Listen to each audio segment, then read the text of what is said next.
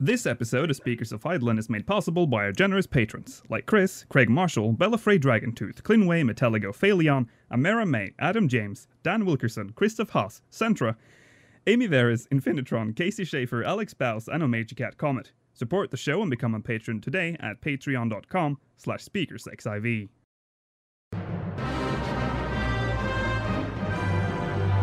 This is Speakers of Eidolon.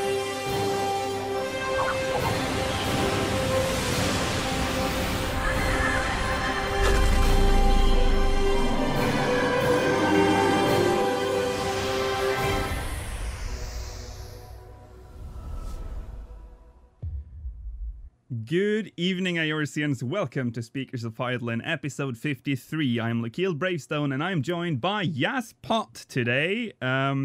So it's just the two of us today, and we're gonna guide you through this episode. I mean, the Maela will probably be back next week, but for now it's just Yazz and I, and we're gonna talk about the recent interview MrHappy had with Yoshi-P. Because he asked some really good questions, and we got some really interesting answers from this interview. Also, obviously, patch 4.05, which was released last Tuesday, and we're also just going to mention quickly an absurd change that has been announced for patch 4.06. I thought it was a bit of a weird announcement to make. So let's first talk about the channel, as usual. Remnants of a Realm was not released this week, if you haven't noticed. That was basically just me. I had to catch up to the game, because I had been lost in like 1.0 life. So I was falling behind on eye level and all that. So I've just been trying to catch up on that. Also, yes, you're having a Let's Play coming up with Final Fantasy 12. Yeah. Still don't know quite what we're going to call it. It's just going to be like Speaker's Place or something like that. So just so you know, that's not going to affect anything else on the channel. That's additional content, so that's good. And also have to talk about Final Fantasy... No, sorry. We're going to talk about... Jesus. SpeakersXIV.com, our website. We're going to talk about SpeakersXIV.com. That website is now in service, and there are actually very talented people writing articles on that right now. So make sure you... I don't know what happened to my voice there, but they're writing articles on that right now. So if you want to read some stuff about 14, that's the place you can go and check it out. SpeakersXIV.com. Make sure to check it out. Link in... I don't think Nightbot has that link in on the... No, it doesn't. I will add that later. But if you're watching this on demand on YouTube, the link should be in the description. And also, every new episode of Remnants of a Realm will now have the full article version, I think, at launch whenever I upload a video. So you can click the link there and go more in-depth after you watch the video. Okay, so let's talk about this interview then, that MrHappy had with Yoshi-P. So it was basically done like I think it was 2 days ago. I think it was like on the 20th. Yeah, something like that. Yeah, and it's basically just, I think it's 7 questions. And they're all very interesting. So we're gonna have to talk about and discuss every single one here. So the first question, I keep saying, I want to say that Yoshi-P is interviewing MrHappy for some reason. My brain is just broken. So the first question here, it's actually 8 questions. Many players have been finding changes made to their jobs unsatisfying in Stormblood. For example, Dragoon players have voiced that the wind-up time for Life of the Dragon to be extensive and punishing. Scholars and warriors have also voiced concerns with adjustments to their abilities. What kind of feedback has the team been receiving about the changes made to the various jobs? So this is something we've already sort of talked about in almost every single episode. Well, even MrHappy's like, I kind of regret asking this question because we got all those changes right after he finished the interview. Yeah, so this is a bit of a redundant question, but we'll make major adjustments to each job upon the release of the Dimensional Rift Omega Deltascape Savage raid in patch 4.05. We will be revealing what kind of adjustments we will be making during our next letter from the producer live, so keep an eye out for that. So this is not from the 20th then, so this is earlier. It was I probably. assume the questions were probably written earlier. Oh yeah, of course, yeah. But translations and stuff. Yeah. Okay, so on to the actual good questions. The final encounter in the Stormblood main scenario questline is quite frankly one of the most impressive encounters we've had in the story in some time. The community definitely expects an extreme difficulty for this trial. If a higher difficulty is released, can we expect it to rival the difficulty that the Minstrel's Ballad Thornton's Reign provided to players at the time? Naoki Yoshida then answers, "Thank you, I'm happy to hear that you're enjoying it. Since the Royal Menagerie was the final battle in Stormblood main scenario, I struggled in adjusting the difficulty level because I wanted players to feel the power of Shinryu during the fight. That is why it's a bit on the difficult side. We are, of course, working on an extreme trial for Shinryu leading up to patch 4.1. We are making adjustments that push the difficulty to the limits so this fight will be as satisfying as the Minstrel's Ballad, Thornton's Reign. Please look forward to it." So I will. I'm looking forward to it. Yeah. I actually really can't wait for that. Yeah, Thornton Extreme was a really impressive fight at the time. So it's probably one of my favorite Primal fights. Mm-hmm. Like, at least mechanically. Yeah. For sure. Yeah. And to see that it will be as satisfying as that one. I mean, already the fight is really good. Yeah. So they don't really have to work too hard to make it better. No, they just basically have to make mechanics hit harder. Yeah. Make things do more things, basically. Yeah. The main scenario in Stormblood is one of the best Final Fantasy stories I've seen told in quite some time. Can we expect a similar quality and depth in the narrative of Return to Ivalice? Naoki Yoshida answers, "Thank you for your kind words for the main scenario. The story of Return to Ivalice will add both a sense of nostalgia and a fresh and new perspective in hopes that all players will enjoy this new content. The story is written by Mr. Yasumi Matsuno, the creator of Ivalice himself, and as fans of Mr. Matsuno, the development team has been full of excitement as they progress through the creation process."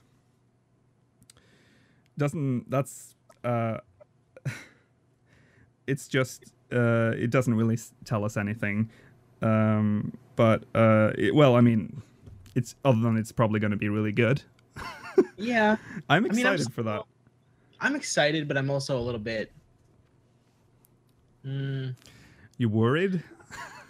A little bit, yeah. Just the fact that I guess Void Ark's story, the whole series, didn't really blow me out of the water or anything like that, you know? I agree. So I hope I'm wrong, and I hope it's like the first time I feel like they put like an extreme amount of work, because for me they've always put more work into the actual environments of the raids and the fights themselves, designing new enemies, stuff like that, and less work into the actual story. Yeah. So hopefully now with the famous budget increase that we can get the best of both worlds.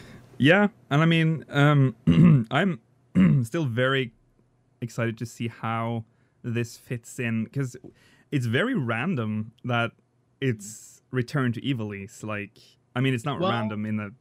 I mean, for some reason, 12 has had a link to 14 for a very long time. That's what I was going to say. Yeah, because like Dalmasca and like Rabanastre and stuff, those have been cities since 1.0, technically. So... There was... I don't know. There was also that big conspiracy that everyone was talking about, that Ivalice and Eorzea, or sorry, Ivalice and I guess Hydaelyn was the same I remember that. I was on that boat. They're obviously not. You were on the boat? No, I wasn't on that, but I just loved that discussion. It was yeah, they're definitely... I mean, there's definitely a lot of similarities, but I mean, they wanted to add Viera to 14, and we're gonna see it. We're gonna see Viera. Oh yeah? I'm very certain that we're gonna see Viera's in this raid series. They have to. I feel like they have to, or else people are gonna get really disappointed. But I know. But I mean the shoes. The shoes don't fit. I mean, it could be impossible. Oh right, yeah, the heels. Yeah, the heel. She can't be done. No. Sorry, guys. Yeah, we still don't know anything about Return to Ivalice, though. No, I assume, because we have 2 live letters before 4.1 comes out, I think. Yeah. So I assume, hopefully in the next one, we at least get like because they usually give us some preliminary either screenshots or maybe a video. Hopefully we see that soon. Yeah, because we don't even have artwork. And No, they usually release artwork really early on. So we have absolutely nothing. Can't wait to see at least something, because I have no expectations because I don't know anything. So yeah, me neither. Because in my mind, I want the raid to take place in Dalmasca or in the actual places. I think you might get your wish. Please make it happen. Okay. Okay, moving on. Old hunt mobs from our Realm Reborn zones can be defeated incredibly quickly with a new level cap and increased item levels. Are there any plans to dynamically scale these enemies depending on the number of players that are currently present during the fight, or address this in any other way? Naoki Yoshi answers, I would like to make a number of changes to the Realm Reborn zones, like the implementation of flying one day. That's a big one. There are currently no specific plans for these types of changes. In regards to hunt mobs... Wait, sorry, I have to read that one again. I think I would like to make a number of changes to the Realm Reborn zones, like the implementation of flying one day, but there are currently no specific plans for these types of changes. In regards to hunt mobs, I would assume everyone would like for us to dedicate our resources to producing new content, rather than taking away from that to work on our Realm Reborn zones. So for the time being, we're focusing on new content creation. This brings up the good old argument of should they abandon the old content or not. See, now for me, it's not old content if people are still doing it. Right. So I would kind of say that this isn't actually outdated content that no one's doing. I can totally understand if they're like, yeah, we're going to go, I don't know, fix Zaymel Darkhold. It's like, well, who cares at this point, right? Yeah. But they're fixing Crystal Tower. Or Labyrinth of the Ancients, I should say. They're fixing the whole tank balance thing. Yeah. So I don't know. And maybe this is just me being looking at it from the outside and not as a game developer, but is it really that hard to just raise something's health? Yeah, I would. It sounds really simple in my eyes, but I don't know. Can you just add a few zeros on there? Like, that'd be fine.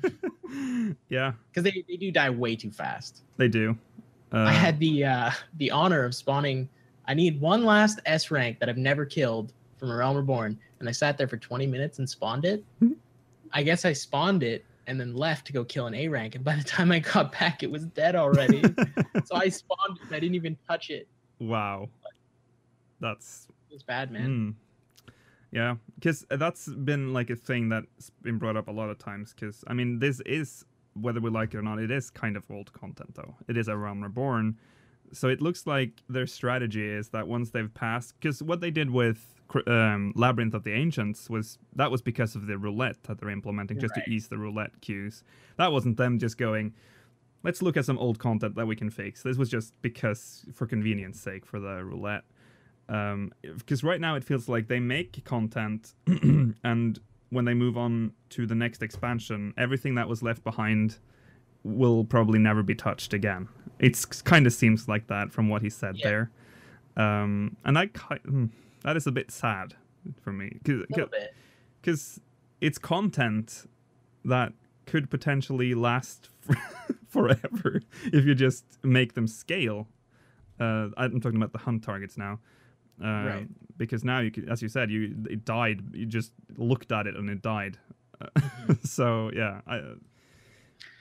that's a really weird argument. Like, hunts are kind of like they're kind of on their own as far as that kind of stuff, because it's technically old content. I mean, I think it was 2.3 when they added hunts, but at the same time, it's like, is it technically old content if people have been doing it every day since then and people still love it? You know, I don't know. I would personally, I really hope that they do bump it up a little bit, because is there anybody at level 50 that's killing a Realm Reborn hunts? Because I'm sorry, you're not even gonna get credit at this point. Like, you're gonna be like, oh sweet, what's this giant monster? I'm gonna kill it. I've never seen one of these before, and then it's gonna just get nuked down in 4 seconds. Yeah. and you're gonna get one Centurios or one allied seal or something like that. So yeah. Well, nothing to do about that. It seems like that's not in there. That's not planned. So not even flying is in their plans yet. We already talked about this though. They need to redesign the zones. Yeah. Overall, it feels that leveling and gearing up one's character is quite a bit easier in Stormblood than it was at the launch of Heavensward. Did the team deliberately lower the amount of grinding required for players to reach the max level and acquire available gear at the start of the expansion? Naoki Yoshida then answers, yes, having looked back at the release of Heavensward, we made adjustments that would allow players to enjoy the story as smoothly as possible from beginning to end, and then embark on further adventures beyond that or level multiple jobs. Repeated dungeon farming for gear may be the method of choice for some, but we thought that players would enjoy Final Fantasy XIV more in leveling multiple jobs, rather than being limited to this type of repeated farming. Yeah, I kind of agree there. Leveling was way easier in Stormblood than it was in Heavensward. Thank the 12. There was a lot less stop and go, too. Yeah. Like, it wasn't... I mean, it's been getting increasingly better. I mean, back in even Realm Reborn, it was like you did 2 quests and it's like, yeah, you got to level up again. Like, wow. I don't know. I guess I'd do dungeons or something. So yeah, the pacing was way better. And yeah, honestly, it is way easier to gear up. Yeah. Like, and it seems like they're happy with how this worked out, and that's probably how we're going to see it for the next expansion. Probably even for the patches to come. Yeah, maybe. Let's get to the jump puzzles. Are we going to get more jump puzzles like the ones in Kugane? I would like to see the short one in Rolger's Reach eventually lead all the way up to his palm. Naoki Yoshida then answers, creating content that allows players to climb up onto the palm is not difficult from a development standpoint, but creating the view of the field one would see once having reached the top is not something we can accommodate at this time due to the current memory limits. However, the jump puzzles, such as the ones seen in Kugane, have been very well received, and the development team enjoys creating them as well. So we're talking about adding more fun elements like that moving forward. Stay tuned for future updates. Memory limits? What does he mean? I don't know. I just feel like they're just like, this is hard. Memory problems. I feel like that's just this. I mean, that was what they said with PS3 stuff, was like memory limits. Yeah. It's just kind of like the vague thing. Okay, what memory limits? Like, what do you mean? Yeah, I don't understand what that means. Is that like, is he referring to the client? Like client side or server side? Yeah. It would be server side. It would probably be client side, yeah. That's strange. You just use low poly. I don't understand. Just, okay, whatever. Let's not go into... I totally agree with you 100%. I just want to point out also, he's like, oh, that'd be so easy to make a jump puzzle. Yeah. It's not easy to just add health to a mob.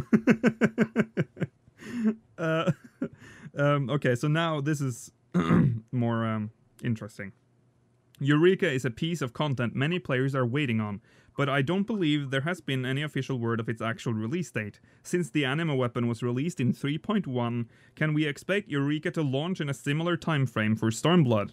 Naoki Yoshida answers, we are currently working on the production of Eureka, but because this is new content with fundamentally different gameplay from any current content, it of course takes time to fully develop. Currently, we're working very hard to keep up with the current update schedule, but the release timing is still not solidified. We will reveal more information during an upcoming live letter, so stand by for just a little longer.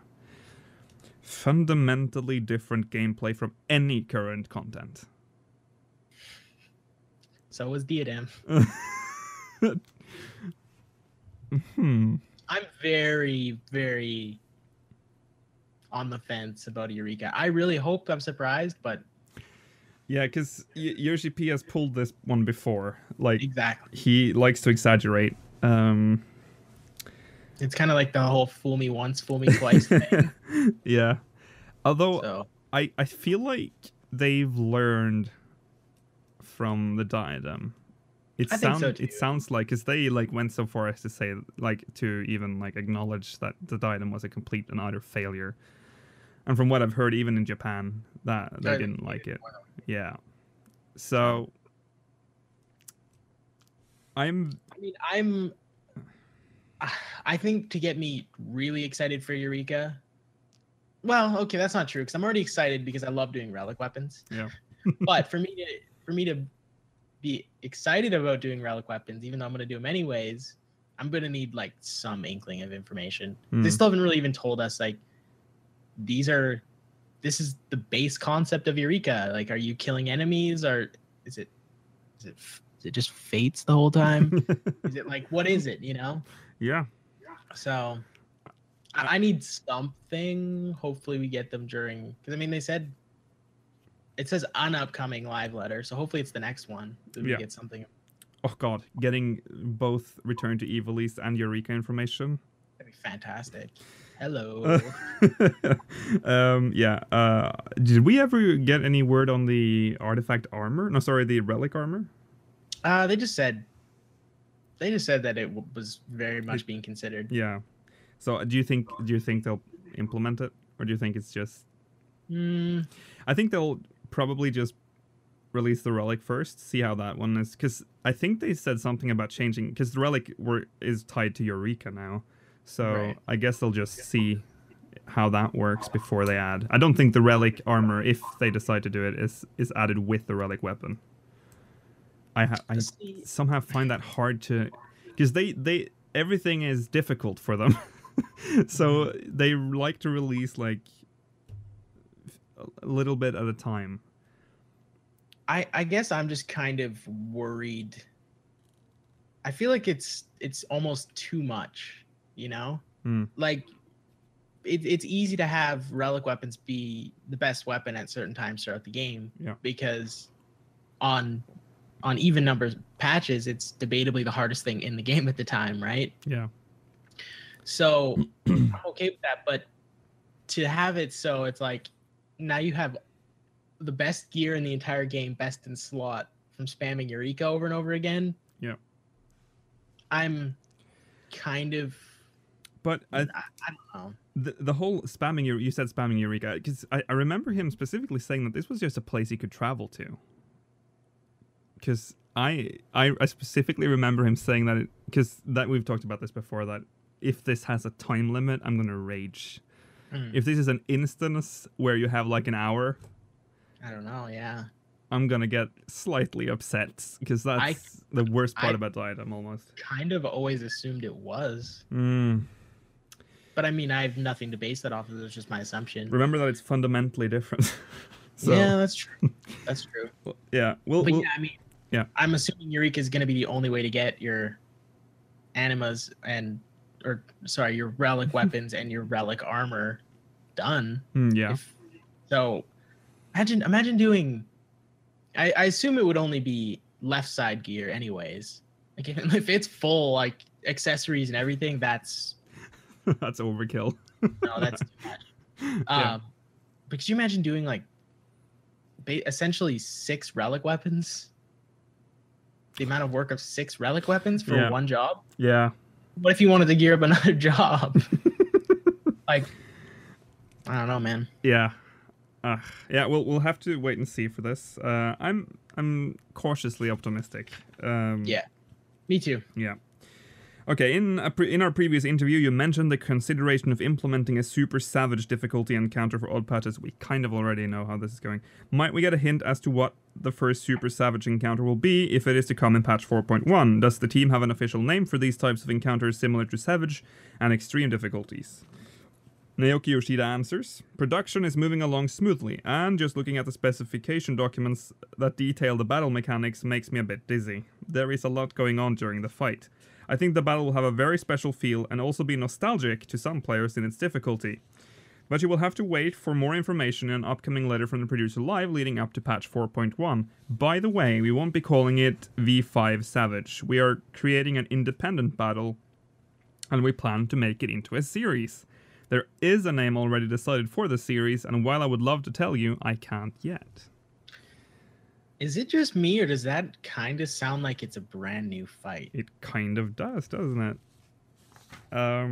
We're creating an independent battle, which I guess could go either way, but we plan to make it into a series? Yeah.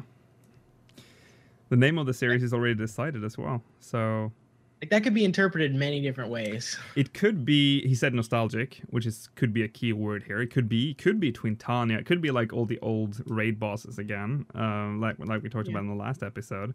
But it could also be bosses from other Final Fantasies. Do you think they'll put that much work into it, though, for content that very few people will ever reach? Yeah, that's why I didn't think that they... Like, I assumed it wouldn't be. I mean, kudos if they actually do, because hardcore players, they need some love too, but... Well, I mean, if they did put something... If they did put a lot of work into it, that would get more people to try it out. Oh, yeah. It would be a great incentive. I mean, it would actually, like, just like I've seen so many people trying Omega Savage because they want to actually see Neo-X death. So, like, if they did that, that'd be great, but I don't know. I'm just really confused by that answer, honestly. Yeah. I really am. It's exciting, though, if it is actually a new fight. Yeah, well, we don't have anything to go on from that, but other than it's nostalgic. It's nostalgic to some players in its difficulty, which again makes me think that it might be Twintania and stuff like that, because Twintania was pretty hard when it came out. Yeah, there's some stuff that I would definitely consider nostalgic from that. I don't know for wouldn't necessarily say they're all good, but anyways, that's the interview right there with Naoki Yoshida the interview MrHappy did with Naoki Yoshida. Let's move on then to patch 4.05. Omega Savage was released with that patch, and it was cleared after around 16 hours by Angered FC on Ragnarok. Represent. Yeah, how long did it take for Creator to be cleared? Do you remember? It was less than 16 hours. It was... Was it? I think so, yeah. Wasn't it cleared in like less than 12 hours? I think... Or am I remembering this wrong? It might be Midas. I thought it was over a day. Was it really? Honestly, I don't know. I don't remember. It was cleared fast regardless. I would say this is probably a similar difficulty to Creator. Yeah. Even though they said it was going to be harder, which it clearly wasn't, seeing as it was cleared this quickly. Although that it is important to note that these are very hardcore players. This is what they do. Better constantly. Yeah. Like, you compare them even to how they were when like Midas and Gordius came out. They're so much better players now. Like they've just been constantly improving, and there's honestly at some point they're just not going to be able to, like, the development team can't keep up with them almost. Yeah. At a certain point. Although a lot of people have been complaining, it's a little too easy. It's not that great. I'm actually glad that it's at the difficulty it is, personally. Because this gives them room to make each tier harder than the last, which is something that they've never properly accomplished before in the history of this game. Every single tier, the second ones have been the hardest out of all of them. Yeah. You know what I mean? Yeah. Or in some cases, debatably the first. Yeah, I guess Coil would. Yeah. Yeah. Well, I mean, like, turn 9 is by far the hardest. Oh yeah, true. Like, by far. Yeah. So this actually gives them an opportunity to have 1 through 12 actually escalate in difficulty. Now, I assume 5 is going to be easier than 4, of course, but at least, like, if you average out the tiers, they should be getting progressively harder, which I think is something that would make rating make a lot more sense to people. Yeah. So I'm actually glad that it's at the difficulty it is. Yeah. Let's see. Yeah. Oh, and you've actually done, because I haven't touched Savage yet. I didn't want to so far. How do you? I think they're really great fights. Yeah. Like, one was really simple. Like, what a surprise! It's it's basically normal mode with no walls. Yeah. Is pretty much what it is. Mm. 2 was actually like, it was really fun. I think they did some really cool like new stuff there, and that I was glad about. I have a few mechanics in there that I'm like, I would love to see that more often. My favorite out of all of them is there's a split marker, and obviously everybody's got a stack in the middle of it. Before people get marked with, like, they basically explode, kind of like Allegan Rot or something like that, but bigger. Right.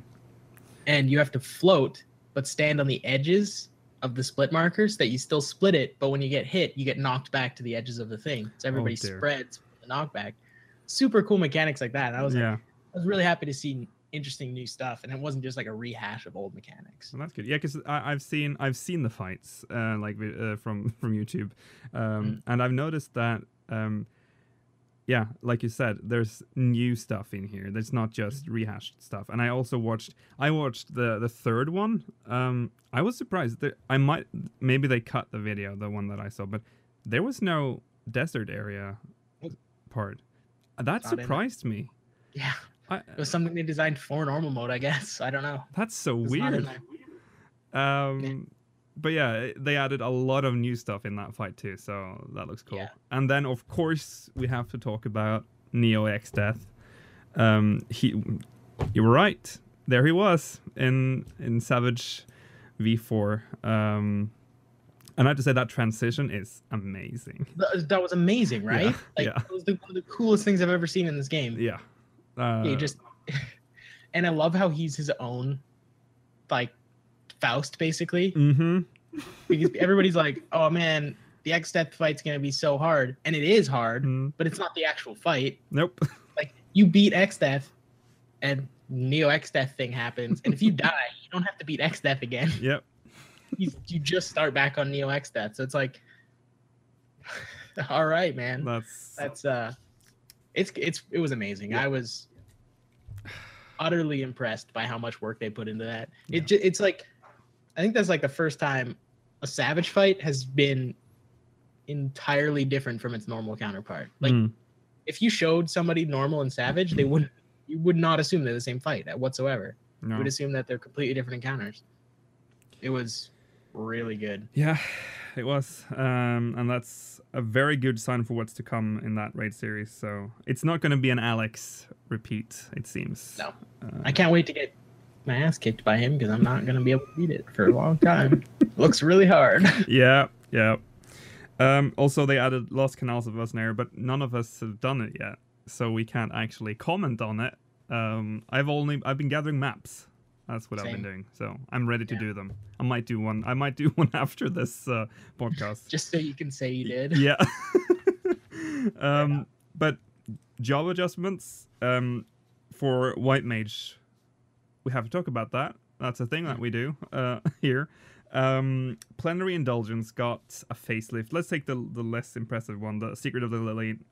Surprise, Cure 1 will now give you a 100% chance of spawning a Lily. What a surprise. Yeah. So Plenary Indulgence got a pretty big change, and I'll just read what it is first. Party members will no longer be granted a confession when HP is restored via Cure and Cure 2. They will instead be granted a confession when HP is restored via Medica, Medica 2, or Cure 3. The chance of granting party members a confession has been increased from 20% to 100%. The duration of the confession has been reduced from 30 to 10 seconds, and healing potency... There's going to be no timer. They made the timer worse. Healing potency based on the... Okay, let's just take that first. When I read that, I had to read it several times, because I thought, what are they doing? They're going backwards. I hated it at first. Yeah. I thought it was terrible. Yeah, we'll get to the actual utility when we're done here. Healing potency based on the number of stacks of confession has been reduced from 400 for one stack, 500 for 2 stacks, and 600 for 3 stacks, to 150 for 1 stack, 300 for 2 stacks, and 450 for 3 stacks. Recast time increased from 15 seconds to 60 seconds. Confession stacks will now also be granted to the player casting Medica 2 or Cure 3. So at first I was slightly annoyed by this, because on paper it sounds horrible. But as I've used it, It actually works pretty well. It's a nice extra heal, especially in fights where you have to share damage, and you cast a Cure 3, but you haven't topped them up quite yet. So you can use Plenary Indulgence to just top them up that final little stretch. I basically hit it until I stepped foot in Savage, and I was like, oh, yeah, no, it's really good here. Yeah. The only weird thing to me now, though, is that it's essentially a free AoE heal, as you were saying, right? Yeah.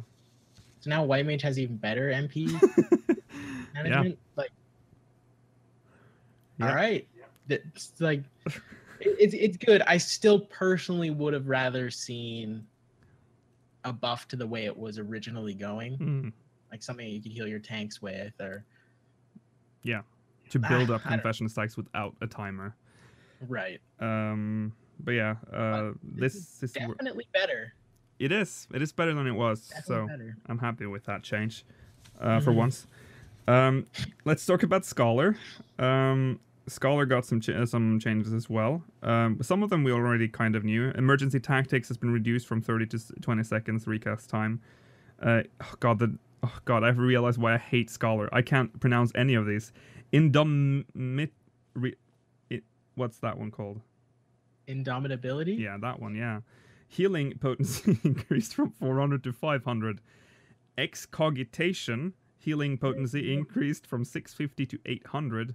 Duration increased from 30 to 45 seconds. And recast time reduced from 60 to 45 seconds.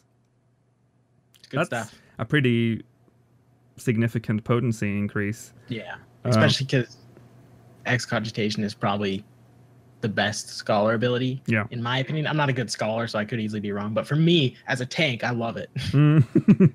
Yeah. I mean, duration increased and recast time reduced as well, so that's good. Good stuff. Fey Union range increased from 10 to 15 yalms. They fixed it. The fairy gauge will no longer deplete when channeling from Fey Union is interrupted. So that is the best change right there.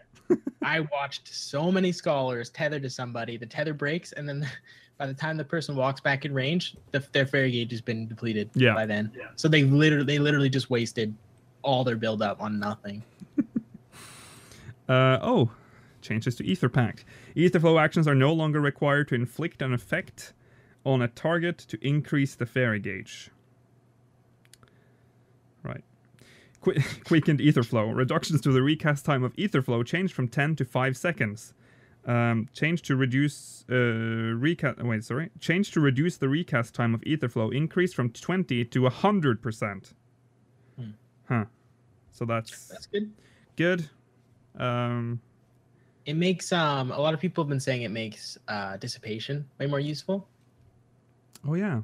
Yeah. Because you get 3 stacks, right? So you can essentially shorten your Aether Flow recast by 30 seconds. So there's a lot of good uses for it. Right. It's nothing crazy.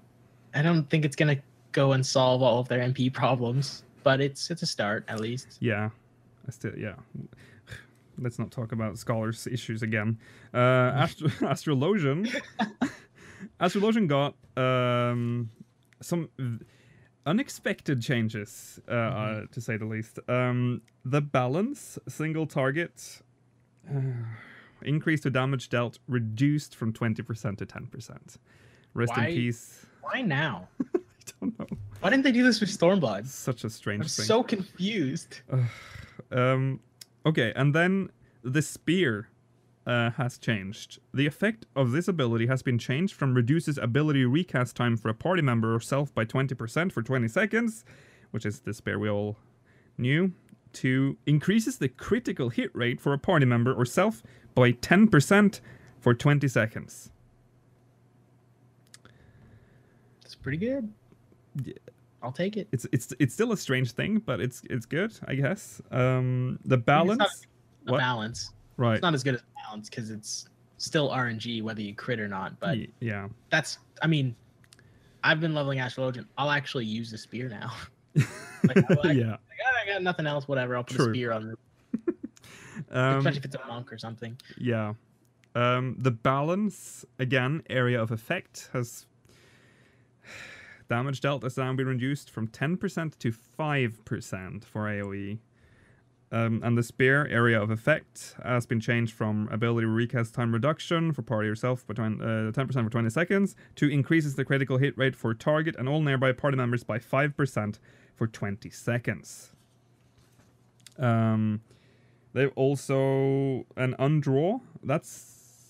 Undraw recast time has been reduced from 5 to 3 seconds. And hyper... What? Yeah. It's the button that makes you throw away your card, yeah, basically. okay. Yeah.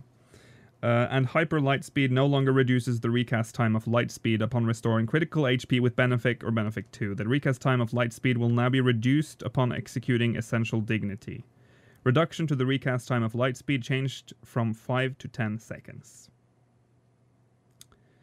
Yeah. I think the one everyone's talking about is, of course, the balance and the spare changes. Because, yeah, it's pretty significant changes there. The balance, I've seen so many memes already for Rest in Peace balance. It is still the best card, though. It is, but it's not as good. It's just not.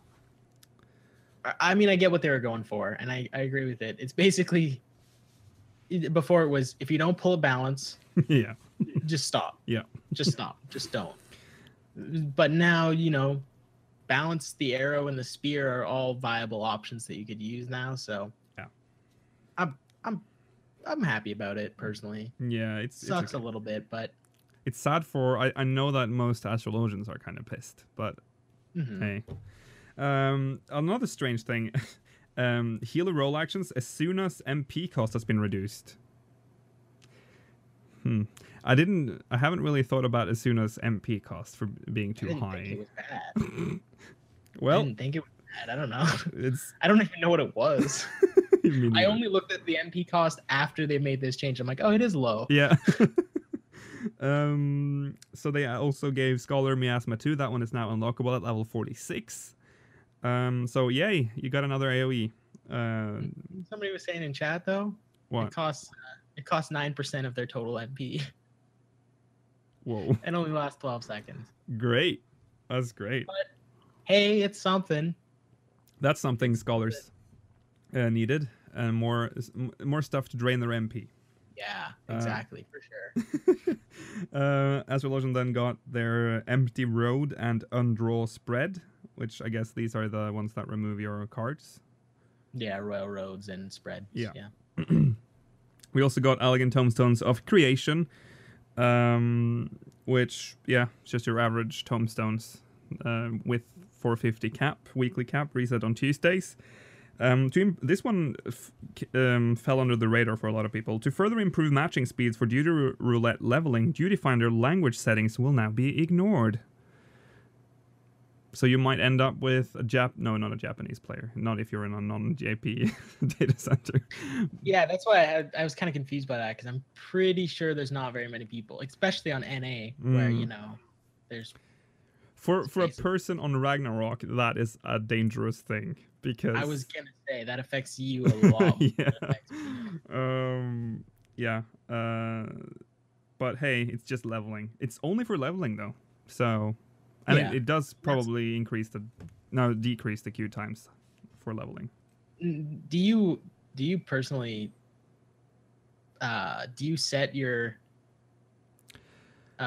like language selections to everything, or do you have it as specific ones? I have never touched it. I don't think I've ever. There was some point where you had to do that to get. Yeah, I did it for PvP, I think, when it came out. So it might still be set to every single language right now. I'm not sure. Yeah, mine's been set to every single language for... No, you know what? I turned it off because I got in a group. Yeah, I've told this story before, but I did Brayflock's Long Stop with a tank that didn't speak English and did not acknowledge English at all. And it was the worst run of my life because he did not understand the last boss and we ran out of time. After that, I changed back to English only. So I remember it very clearly because I think I was the only English one, and there was like a French guy and a German guy, and everyone spoke their own. I was gonna say that's the worst thing, is that like if you have 4 people speaking 4 different languages, it's like you're screwed. Yeah, you are screwed. I just remember the feeling of just having no control. So I was like, guys, please. I can't do anything to help right now. I tried using the auto translate, but it just didn't work because I couldn't explain the boss with the auto translate. It was, oh my god, it was awful. I guess that's a European problem. I don't think the NA servers have that issue to that degree. I mean, the only Europeans that play on NA servers speak English. Yeah. Or else they wouldn't be playing True. so on NA servers. So that is definitely not a problem on NA. So hopefully that doesn't impact you guys too much. Hopefully you don't have any more Brave Flocks long stop. If that happens, God, I will never do leveling roulette again. The time remaining until the weekly reset for elegant tomestones will now display under the battle tab of the currency window, which is it's not a big deal, but it's a neat little quality of life change they did. But they managed to mess it up though. Did they? Yeah, it says hours and seconds. I was really confused with staring at it. I'm like, why isn't it going down?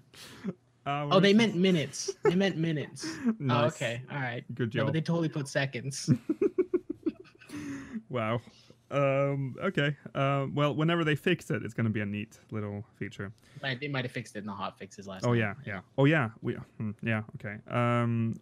There were hot fixes as well. PvP actions got a lot of changes as well. I don't know if we should go through all of them, but some of them are pretty interesting. The big ones are Unmend is finally going up in recast time. See, Unmend is my worst nightmare in PvP. Oh yeah, which That's one? the one that, oh yeah, that's the one that pulls you in. Yeah. yeah. God. So they're increasing that, thankfully.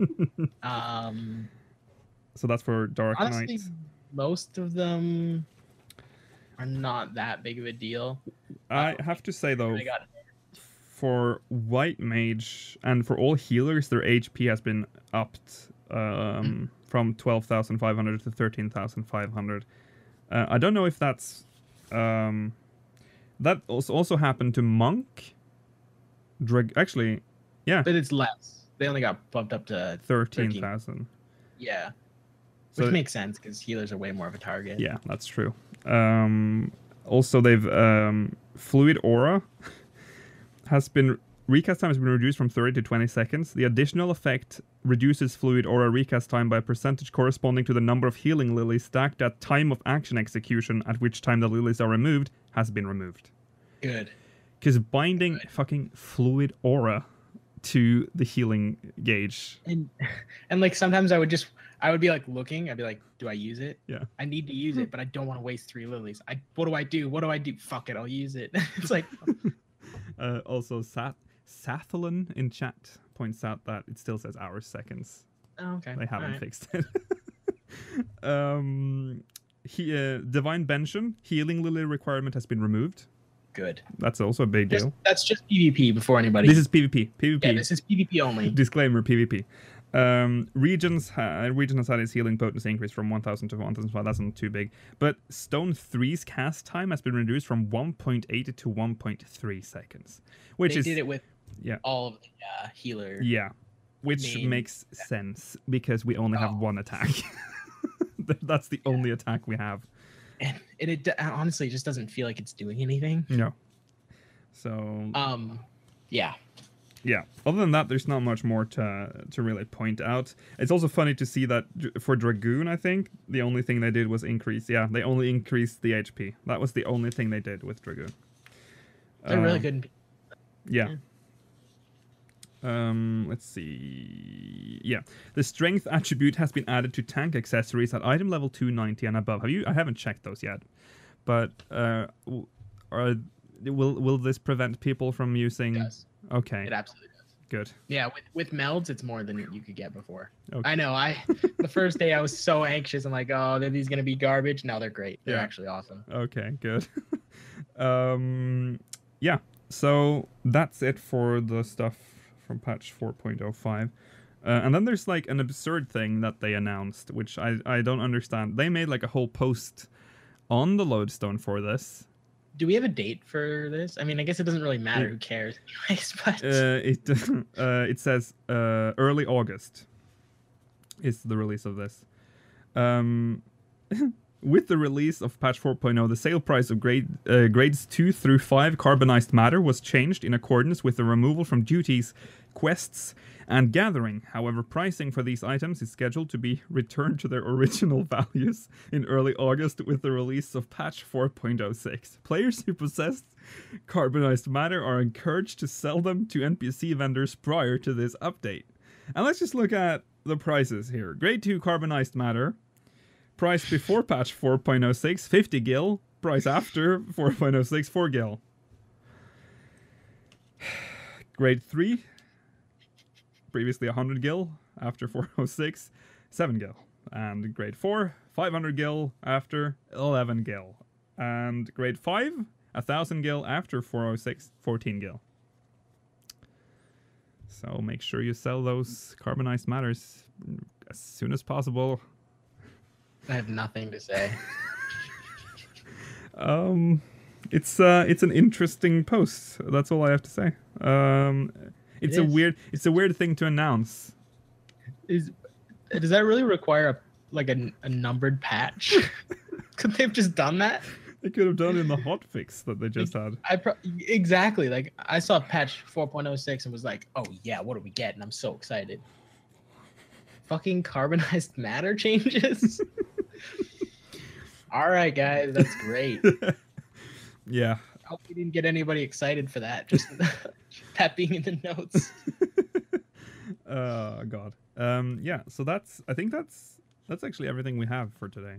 Thank you to everyone for watching tonight's episode. I'm Lukile Bravestone. I'm joined by Yazz. Follow us on social media and all that. It's right above us. Discord server, !Discord if you're watching live. And if you're watching this on demand, you should see the link in the description. Also, make sure to check out our website, speakersxiv.com, because there's people working on that now. So, yeah. We'll be back next week, hopefully with Maela back. Until then, guys, bye! Bye!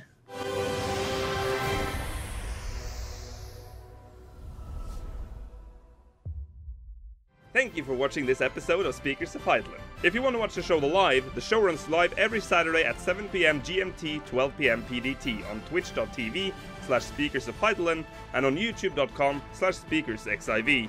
If you want to support the show, consider pledging to our Patreon campaign at patreon.com/SpeakersXIV. Thank you.